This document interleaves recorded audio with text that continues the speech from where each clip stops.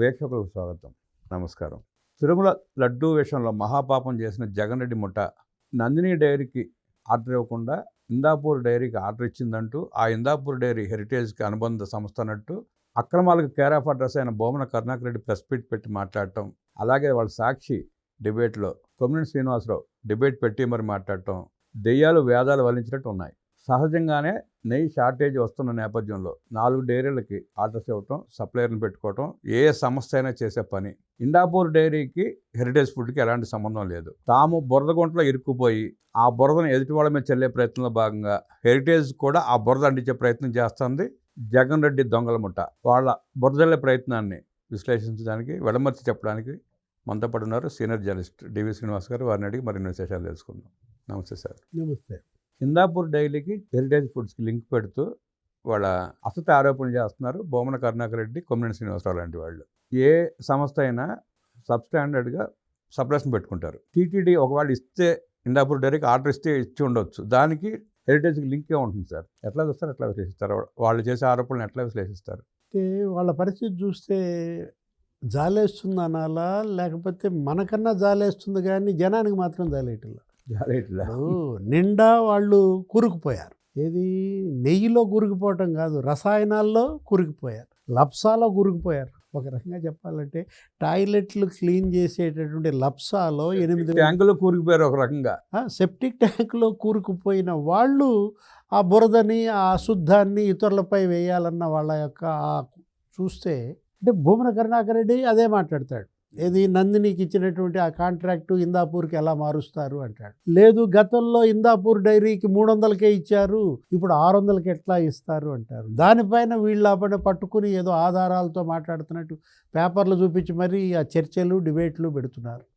ఇప్పుడు ఇందాపూర్ డైరీ ఎక్కడదండి? అది మహారాష్ట్ర. అది ఎక్కడో పూణేలో పెట్టినటువంటి డైరీ. 25 ఏళ్ల క్రితమే ఎప్పుడో పెట్టుకున్నటువంటి డైరీ. బాగా పాత. నేను చూసే అప్పుడు మీరు మాట్లాడుతుంటే ఏంటా ఇందాపూర్ డైరీ అనేది చూస్తే అది దగ్గర 4,500 కోట్ల టర్న్ ఓవర్. ఇప్పుడు దాంట్లో బోల్డ్ మంది ఉద్యోగులు పనిచేస్తున్నారు. వాళ్ళు ఇచ్చేటటువంటి నెయ్యి యొక్క క్వాలిటీ చూడాలా? ఇప్పుడు నందిని డైరీ అయినా మొత్తం ఎక్కడ ఎంత సరఫరా చేయగలదు మనం చూసాం. ఏంటి, సంగం డైరీకి కూడా ఇచ్చారు, దొడ్ల డైరీకి కూడా ఇచ్చారు. ఇప్పుడు ఇదేదో టెండర్ నిబంధనలకు ఉల్లంఘన. ఏది, ఇన్ని కిలోమీటర్ల లోపే ఉండాలి టెండర్ ప్రకారం, కానీ ఒక 80 కిలోమీటర్లు ఎక్కువ ఉన్న దానికి ఇచ్చారనో ఏదో చెప్తారు. అంటే టెండర్ నిబంధనల ప్రకారం 800 కిలోమీటర్ల లోపు ఉన్నటువంటి డైరీలకు ఇవ్వాలి. ఇది ఎంత ఉంది? 880 కిలోమీటర్లు. 80 కిలోమీటర్లు ఎక్కువ ఉందనుకోండి, 80 కిలోమీటర్ల పెద్ద దూరం ఏం కాదు. అంటే మీరు దీనికన్నా 3 రెట్లు దూరం ఉన్న దానికి ఎలా ఇచ్చారు? ఇప్పుడు వీళ్ళు ఇచ్చింది ఉత్తరాఖండ్లో ఉంది బోలేబాబా డైరీ. అంటే 2000 కిలోమీటర్ల దూరంలో ఉన్న డైరీ కాంట్రాక్ట్ ఇచ్చిన పెద్ద మనుషులు 800 కిలోమీటర్ల దూరాన్ని ప్రశ్నిస్తున్నారా? 80 కిలోమీటర్ల దూరాన్ని ప్రశ్నిస్తున్నారు. ఇప్పుడు వీళ్ళు మనకు ఒకటి దీనిలో నుంచి బయటికి రాలేక, ఏది ఈ ఊబిలో నుంచి వాళ్ళు బయటికి రాలేక వాళ్ళు గిల కొట్టుకుంటున్నారు. అసలు ఇంకొక విషయం, జిఆర్ స్వామి కాళ్ళు పట్టుకున్నారంట.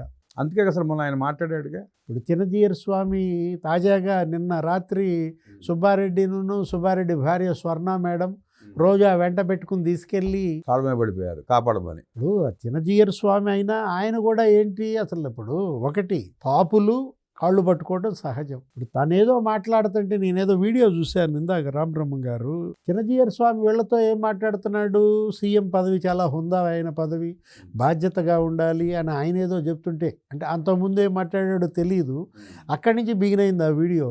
వీళ్ళు ఏం మాట్లాడతారు, పెద్ద నాకే క్రిస్టియన్ అండి జగన్మోహన్ రెడ్డి, అంతకుముందు అసలు హిందూ దేవాలయాలకి హిందూ దేవుళ్ళకే మొక్కేవాడు. అంటే వాళ్ళ పిన్ని చిన్నమ్మ ఎవరు, స్వర్ణ మేడం, ఆమె ఏంటి అసలు ఆంజనేయ స్వామి, జగన్మోహన్ రెడ్డి అసలు అతనే ఆంజనేయ స్వామి ప్రతిరూపం అంటుందా? అసలు వాళ్ళ అమ్మ కూడా విజయమ్మ చిన్నప్పటి నుంచి రామాయణం భాగవతాలు ఇవన్నీ నూరి పోసేది. అది నమ్మదగ్గ విషయాలే సార్. ఆ వీడియో చూస్తే నాకు అసలు నవ్వాలో ఏం చేయాలో అర్థం కాదు. జగన్మోహన్ రెడ్డి ఏమో నేను 4 గోళ్ల మధ్య బైబిల్ చదువుతా అని అతను బహిరంగంగా ప్రెస్ మీట్లో చెప్పాడు. విజయం గారు కూడా బహిరంగ బైబిల్ పడి తిరుగుతుంది కాబట్టి ఎక్కడికి వెళ్ళినా ఆమె చెప్పింది కదా, నాకు ధైర్యం బైబిల్. తప్పు కాదు, బైబిల్ పుచ్చుకోవటం తప్పు కాదు, బైబిల్ చదవటం తప్పు కాదు, కానీ ఇట్లా అబద్ధాలు చెప్పాల్సిన అవసరం ఏముంది? అరే అసలు అబద్ధాలు ఆడడం అని చెబుతుంది ఆమె.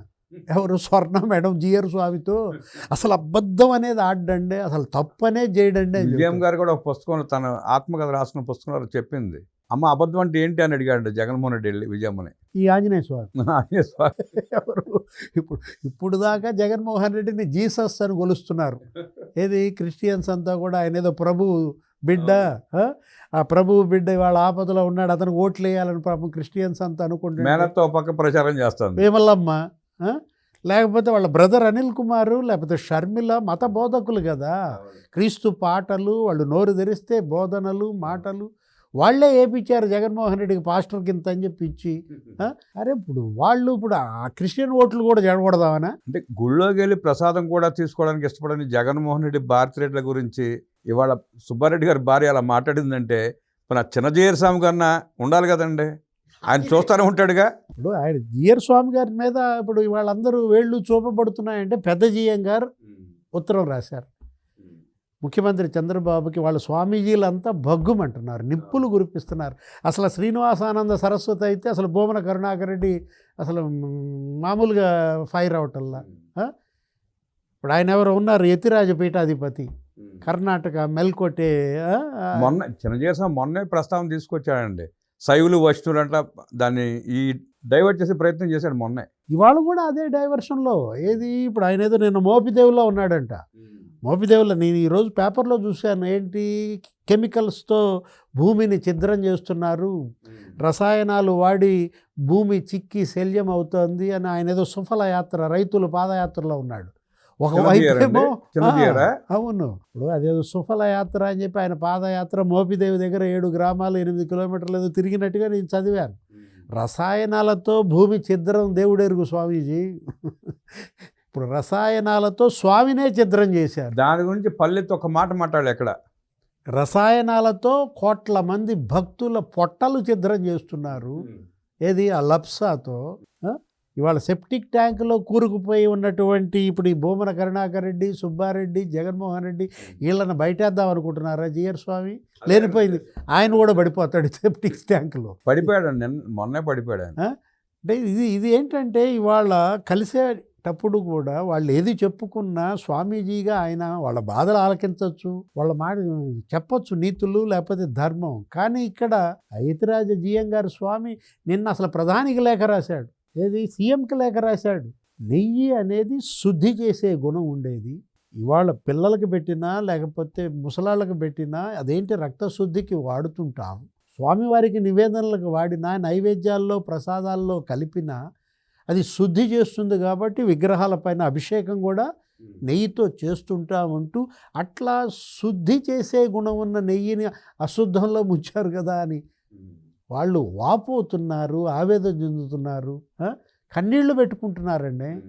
వీళ్ళేంటి దీన్ని తీసుకొచ్చి ఇందాపూర్ డైరీ అంటాడు, హెరిటేజ్ డైరీ అంటాడు. అంటే డైవర్ట్ చేసే క్రమం అనమాట ఇదంతా. ఇప్పుడు ఆ హెరిటేజ్ డైరీ వాళ్ళు చాలా సీరియస్గా ఉన్నారు. వాళ్ళు రేపొద్దున కోర్టులో కేసు కూడా వేస్తారు వీళ్ళపైన. ఏది ఇప్పటికే అనే కేసులు పడ్డాయి. ఇప్పుడు లోకేష్ బాబు వేసినటువంటి కేసు అది, మరి ఆ కేసుల్లో పరువు నష్టం దాని మీద ఇప్పటికీ తిరుగుతున్నారు. అది రేపో ఎల్లుండో తేలిపోతుంది అనమాట. ఇప్పుడు ఇంకో కేసా? అసలు ఇందాపూర్కి హెరిటేజ్కి ఏమైనా సంబంధం ఉందా? కేసులంటే లెక్కలేసారు వాళ్ళకి, కేసులంటే భయం ఉంది వాళ్ళకి, కేసులో కేసు. అంటే వీళ్ళు ఏంటంటే ఈ దీనిలో నుంచి బయటపడటం కోసం వాళ్ళందరినీ దీనిలోకి లాగాలన్న వాళ్ళ తాపత్రయం చూస్తుంటే జనం ఇవాళ మండిపడుతున్నారండి. నేషనల్ మీడియా ఇవాళ భగ్గుమంటోంది. అర్ణవ్ గోస్వామి అన్న చూసాం కదా రిపబ్లిక్ టీవీలో, వాంచి పడేశాడు. What is this Jagan? Remember Jagan, 100 crores of Hindus. నువ్వు పడుకునేటప్పుడు నిద్రపోయేటప్పుడు గుర్తుపెట్టుకో జగన్మోహన్ రెడ్డి అని హెచ్చరించాడు. దేశంలో 100 కోట్ల మంది ప్రజలు ఉన్నారు. Hold your hands. అతను అన్న మాటలు ఏది, చేతులు జోడించి ఇవాళ క్షమాపణ కోరు ఈ 100 కోట్ల హిందూ సమాజాన్ని. అసలు ఏ రకంగా వీళ్ళు హిందువుల ఓట్లు అడుగుతారండి? వాళ్ళు హిందువుల ఓట్లు కాదు. ఇప్పుడు ఈ చర్యతో చిన్నజీయర్ స్వామి, ఉండవల్లి అరుణ్ కుమార్, ప్రొఫెసర్ నాగేశ్వర లాంటి వాళ్ళు సమర్థించుకొచ్చినంతకాలం ఎంతో కొంతమంది ఆ పక్కన ఉండే అవకాశం ఉంటుంది. ఏ విధంగా ఉంటారు? వీళ్ళకు ఉన్నటువంటి దీన్ని కోల్పోతారు. ఈ మాటల వల్ల ఏమవుతుందంటే ఆ నాగేశ్వరరావు లేకపోతే ఈ ఉండవల్లిలో లేకపోతే జిఆర్ స్వామి వీళ్ళందరూ వాళ్ళకి ఎక్కడన్నా కొద్దో గొప్ప విలువ ఉంటే అది కూడా కోల్పోతారు. ఇప్పుడు అలా ఉండవల్లి మాట్లాడే వాళ్ళని 10 మంది తిరగబడి తరిమి కొడితే రెండో వాడు మాట్లాడుకుంటూ ఉంటాడు కనీసం. ఆ మాట ఎల్వి సుబ్రహ్మణ్యం అన్నారు. పొర్లు దండాలు పెట్టి ఇప్పటికైనా క్షమాపణలు కోరండి, లేకపోతే భక్తులందరూ ఏకమై తిరగబడి కొట్టే రోజు దగ్గరలో ఉందని. ఒకటి ఉండవల్లి మాట్లాడుతూ ఏమంటాడు, ఏదో పేజ్ నెంబర్ 20 మీరు ములాఖత్కి వెళ్ళారు, అంబటి రాంబాబుని పరామర్శించారు, ఆ కుటుంబానికి ధైర్యం చెప్పండి, మీరు కూడా వెళ్ళండి అంబటి ఇంటికి గుంటూరు, అంతే తప్ప 20వ పేజీలో అంట ఆయన చదివాడంట జంతు కొవ్వులు లేదన్నాడు. 20వ పేజీ ఏముందా అని చూసా, అక్కడేదో ప్రళయ కావేరి మురళీకృష్ణ గురించి ఉంది. ఎక్యూజ్డ్ 30 ప్రళయ కావేరి మురళీకృష్ణ, అతని అడ్రస్సు, ఫోన్ నంబరు, తండ్రి పేరు, అతని పోస్టు ఫలానా, అతను అక్కడ జిఎంగా పనిచేశాడు మార్కెటింగ్ అని అతని గురించి ఉంటే ఏమీ లేదంటాడు. జంతు కొవ్వు లేదని 20వ పేజీలో ఉంది. పేజీ నెంబర్ 35 ఎందుకు మర్చిపోయాడో, కంక్లూజన్ రిపోర్ట్ ఎందుకు మర్చిపోయాడో తెలియదు. మరి అంటే తను ఏది చెబితే అది నమ్ముతారన్న ఇది నమ్ముతారని అనుకుంటున్నాడు, ఆ భ్రమలో బ్రతుకుతున్నాడు. ఇంకా ఎవరు నమ్ముతారు? ఎందుకు నమ్ముతారు? నమ్మకాన్నే కోల్పోయారు వీళ్ళు. ఇవాళ నమ్మకానికే టోపీ పెట్టినటువంటి వీళ్ళు హిందువుల ఓట్లు ఎలా అడుగుతారని అడుగుతున్నా. అసలు హిందువుల ఓట్లు కాదు, ఇప్పుడు ఈ దెబ్బకి అసలు క్రిస్టియన్ ఓట్లు కూడా వీళ్ళకి వేసే పరిస్థితి లేదు. అట్లా కొంత చూస్తూ ఉంటే జగన్మోహన్ రెడ్డి ఈ సుబ్బారెడ్డి పోయి జిఆర్ స్వామి దగ్గర మా జగన్మోహన్ రెడ్డి ఆంజనేయ స్వామి అని చెప్పడం ద్వారా ఆ పడే క్రిస్టియన్ ఓట్లు కూడా పడకుండా చేస్తారన్నమాట. అంటే ఏ క్రైస్తవుడు కూడా దీన్ని ఒప్పుకోడండి. ఇవాళ హిందూ దేవాలయాలపైన ఈ అపచారం జరిగింది, ఈ పాతకం జరిగింది, రేపొద్దున క్రైస్తవ దేవాలయాలపైన కూడా చేయడం ఏముంటుంది? అంటే వీళ్ళకి డబ్బు తప్ప మతం లేదు. మతంతో పని లేదు, కులంతో పని లేదండి వాళ్ళకి. డబ్బు దోపిడీ తప్ప రెండో పని లేదు వాళ్ళకి. నేరం అంటే 2 కళ్ళు, ఏది అటు నేరాలు ఇటు ఈ అవినీతి అనేది జగన్మోహన్ రెడ్డి ఘోరాలు 2 కళ్ళు అనమాట. ఇప్పుడు జనరల్గా ఇండాపూర్ డైరీకి ఒకవేళ ఆర్డర్ ఇచ్చి ఉండొచ్చు అనుకోండి సార్. ఇస్తే తప్పేముంది దాంట్లో? అనేక డైరీలకు ఇచ్చారు. ఇప్పుడు ఇందాపూర్ డైరీ అదేమన్నా బోగస్ డైరీయా, ఫేక్ డైరీయా? మీరు చెప్పినట్టు ఇందాక 4,500 కోట్ల టర్న్ ఓవర్ అన్నారు. వాళ్ళు ఏమంటారు, నిబంధనలు సడలించారు, 500 కోట్ల టర్న్ ఓవర్ ఉంటే కానీ ఆర్డర్ ఇవ్వకూడదు, అట్టండి 250 కోట్లు కుదించి ఆర్డర్ ఇచ్చారంటున్నారు. అంటే ఎన్ని రేట్లు తగ్గించారు చూడండి టర్న్ ఓవర్ నాడు. నువ్వేం చేసావు? అసలు 1,000 నువ్వు అటు చూపిస్తే 4,000 నీ వైపు చూపిస్తాయి కదా. ఈ నిబంధనలు సడలించిందే నువ్వు. ఏది 250 కోట్ల టర్న్ ఓవర్కి 150 కోట్లు తగ్గించడం ఏంటి? 4 లక్షల లీటర్ల డైరీ కెపాసిటీ ఉండాల్సింది లేకుండా చేయడం ఏంటి? 3 ఏళ్ల అనుభవం సామర్థ్యం ఉన్నది, 1 ఏడాదికి ఎందుకు తగ్గించావు? అసలు ఉందా బోలేబాబా డైరీ? పేపర్ మీద ఉంది. మొన్న పయ్యావుల కేసు బయట పెట్టాడు, అందులో స్వీపర్లు అటెండర్లు అంతా కలిపి కూడా ఆ బోలేబాబా డైరీలో 10 మంది అంట, ఉద్యోగులు 10 మంది అంట. ఆఫీస్ సెటప్ పేరు మాత్రం ఉంది అంతే, డైరీ లేదు. మరి ఇది 26 ఏళ్ల చరిత్ర ఉన్నటువంటి డైరీ, 4,500 కోట్ల టర్న్ ఓవర్ ఉన్నటువంటి డైరీ, దగ్గర ఒక 150-300 మంది పనిచేస్తున్నారు అందులో ఆ డైరీలో ఉద్యోగులు. అంటే ఫేక్ డైరీతో ఫేక్ నెయ్యి చేసి ఫేక్ ప్రసాదాలు తినిపించి నువ్వు ఇంకా ఫేక్ మాటలు మాట్లాడితే జనం ఎలా నమ్ముతారు? ఇంకా బురదలే ప్రయత్నం చేస్తూ ఉన్నారు. ఎప్పుడు ఆపుతారో ప్రభుత్వం చెప్పాలి. ఇంకేముంది, ఇక వీళ్ళు ఆపేది ఇక ఆ నోరు మూతపడదు. ఏంటంటే ఇక సుప్రీంకోర్టే ఆ నోటిని మూతయ్యాలి. వీళ్ళ మీద అనేక కేసులు ఉన్నాయి కదా సార్, ఎందుకు చర్యలు తీసుకోలేకపోతున్నారు?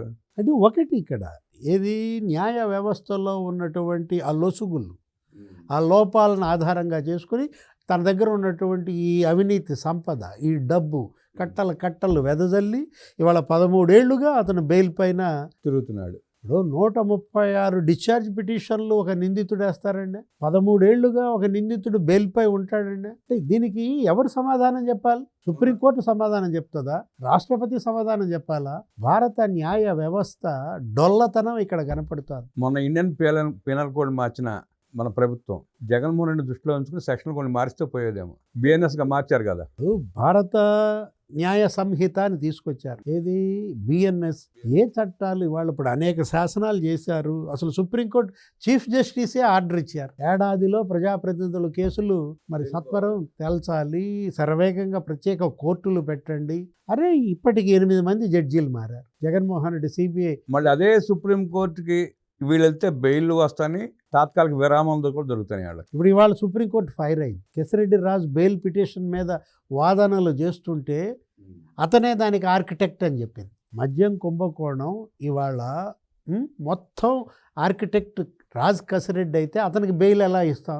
మేము 9 నెలల నుంచి జైల్లో ఉన్నాం, 10 నెలలే కదా ఉండండి జైల్లో అని. ఆయన ఎవరు? సీజే సూర్యకాంత్ ఆధ్వర్యంలో ఉన్నటువంటి బెంచ్ అంత ఫైర్ అయిందంటే కనీసం జస్టిస్ సూర్యకాంత్ గారైనా ఆంధ్రప్రదేశ్లో ఉన్న ఈ ఆర్థిక నేరస్తుల యొక్క అంతు తేలుస్తాడా లేదా చూడాలి. ఏమో అసలు ఎన్ని రోజులు ఉంటాడు ఆయన, ఇంకో సంవత్సరం ఉంటాడని బాగా తెలుసు. ఇప్పటికీ వాయిదాలు కూడా అటెండ్ కానీ జగన్మోహన్ రెడ్డి ఆ కేసులు తేలుతాయి అని ఆశపడటం కూడా అనవసరం అనిపిస్తుంది ప్రజలకి. అంటే మొన్న ఒక వాయిదాకి అటెండ్ అయ్యాడు. ఆ వాయిదాకి అటెండ్ అయ్యేటప్పుడు పెద్ద సినిమా చేశాడు. అంటే ఏంటి? బెదిరించాడు. మళ్ళా నన్ను కనుక మీరు వాయిదాలకు పిలిపిస్తే ఇదే జనము, ఇదే ఇది మొత్తం అంతా ట్రాఫిక్ జాము. అంటే ఏంటంటే ఒక రకంగా భయపెడుతున్నాడు జగన్మోహన్ రెడ్డి. వాళ్ళ జనాన్ని భయపెట్టాడు, అక్కడ ఉన్నటువంటి రాజకీయ పార్టీలను భయపెట్టాడు, అసలు ఏకంగా జడ్జీలను భయపెట్టాడు, కోర్టును కూడా భయపెడుతున్నాడు, వ్యవస్థను భయపెడుతున్నాడు. ఇవాళ వ్యవస్థ వర్సెస్ వ్యక్తిగా జరుగుతుంది యుద్ధం. మరి వ్యవస్థ ఎంత బలహీనపడింది, వ్యక్తి ఎంత బలపడ్డాడు. అంటే 1000 కోట్ల సంపద ఉంటే అతను వ్యవస్థని శాసించగలడా? అంటే విజయ్ మాల్యా, లేకపోతే నీరవ్ మోడీ, లలిత్ మోడీ, చోక్సీ వీళ్ళు పారిపోయి పిచ్చి పని చేశారా? వాళ్ళు కూడా మరి లండన్ ఇలా జగన్మోహన్ రెడ్డి మళ్ళీ లక్షల కోట్లు దోచుకోలేదు. ఎందుకు దోచుకోవాలా? వాళ్ళు ఇంతే. ఏది విజయ్ మాల్యా ఇవాళ మరి అతనే దగ్గర 10,000 కోట్లు ఎగ్గొట్టాడు. 10,000 కోట్లు. అతను ఎవరు? లలిత్ మోడీ అనేవాడు 40,000 కోట్లు ఎగ్గొట్టాడు, 30,000 కోట్లు ఎగ్గొట్టాడు.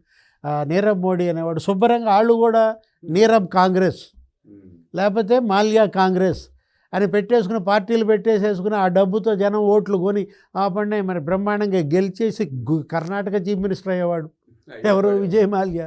లేకపోతే గుజరాత్ చీఫ్ మినిస్టర్ అయిపోయేవాడు నీరవ్ మోడీ. ఇవాళ జగన్మోహన్ రెడ్డి ఏంటంటే భారత రాజకీయాలకే అతను ఒక తీరని కళంకంగా మారాడు, ఒక మాయని మచ్చగా మారాడు.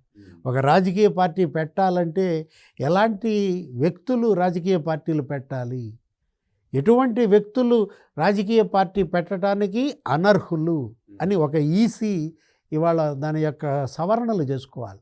ఎన్నికల సంస్కరణలు రావాలి, న్యాయ సంస్కరణలు రావాలి, కోర్టులు ప్రక్షాళన జరగాలి, ఎన్నికల కమిషన్ ప్రక్షాళన జరగాలి. ఇదంతా జరిగితే తప్ప మళ్ళా జగన్మోహన్ రెడ్డి లాంటి వాడు ఒక దండయాత్ర చేయకుండా ఈ దేశాన్ని కాపాడుకోలేము. వెలివేయాలండి. భారతదేశం నుంచి వెలివేస్తే కానీ దేశం బాగుండదు. ఎవరు వెలివేయాలి? ప్రభుత్వం వెలివేయాలి, ప్రజలు వెలివేయాలి. ప్రజలు ఆల్రెడీ వెలివేశారు. ఎందుకంటే ప్రభుత్వం ఏర్పడేది ప్రజల నుంచే. ప్రజలు అంతిమ నిర్ణేతలు ప్రజలే. ఏ ప్రభుత్వం కావాలి అని ఎన్నుకోవాల్సింది ప్రజలే. అదే సార్, జగన్మోహన్ రెడ్డి దుర్మార్గుడు, దోపిడీదారుడు కాబట్టి ప్రజలు అతనికి 11 సీట్లు పరిమితం చేసి అఖండ మెజార్టీ ఇచ్చారు ఎన్డీఏ కూటమికి. ఆ 11 సీట్లు కూడా ఉండకూడదు. అంటే రాబోయే ఎన్నికల్లో జనం ఇచ్చే తీర్పు ఎలా ఉండాలంటే డిపాజిట్లు పోవాలి. ఏది పులివెందుల్లో ఎట్లయితే జడ్పీటీసీ, ఒంటిమిట్ట జడ్పీటీసీ ఆ డిపాజిట్లు పోయినాయో రాబోయే ఎన్నికల్లో మొత్తం ఈ వైఎస్ఆర్ కాంగ్రెస్ పార్టీ పోటీ చేసే అన్ని సీట్లలో డిపాజిట్లు పోతే. ఇవాళ ఉండవల్లి ప్యాలెస్లో ఆ చర్చ కూడా జరిగిందంటండి. రిజైన్ చేసి ఎన్నికలకు వెళ్తే ఎట్టా ఉందని చెప్పి జగన్మోహన్ రెడ్డి అంటే ఒక్కడు కూడా గెలిచే పరిస్థితి లేదయ్యా, చేస్తే నువ్వు చేసుకో, మేము చేయమని చెప్పారంట ఎమ్మెల్యేలు. అందుకే ఎలక్టాకి డిసైడ్ అయిపోయాడే. అంటే ఇప్పుడు ఒకటి జగన్మోహన్ రెడ్డి ఆ పార్టీని నడుపుదాం అనుకుంటున్నాడా, ఆ పార్టీని మూసేద్దాం అనుకుంటున్నాడా? కేసులు ఉన్నాయి కాబట్టి నడుపుతున్నాడు అట్లా. అంటే ఈ పార్టీ జగన్ కోసం కాదు, జనాల కోసం కాదు, ఈ పార్టీ కేవలం జగన్ కోసమే, జగన్ కేసుల కోసమే అనేది ఇప్పుడు జనం ఇవాళ తెలిసిపోయినా కూడా ఇంకా జగన్మోహన్ రెడ్డి వెంట డబ్బుల కోసమో లేకపోతే భయపడో వెళ్ళటం అనేది దురదృష్టం. మార్పు ఇవాళ జనం నుంచే ప్రారంభం కావాలి. ఏది ప్రభుత్వంలోనో లేకపోతే కోర్టుల్లోనో లేకపోతే ఈసీలోనో వ్యవస్థలో మార్పు కోసం కాదు, వ్యక్తిలో మార్పు రావాలి. ప్రజల్లో మార్పు వస్తే శ్రీలంక లాగైంది అదే పరిస్థితి అవుతుంది జగన్ రెడ్డికి. ఇప్పుడు ఎందుకు ఇవాళ హిందూ సమాజం మొత్తం తిరగబడి ఎంటబడి కొడితే ఏమవుతుందండి?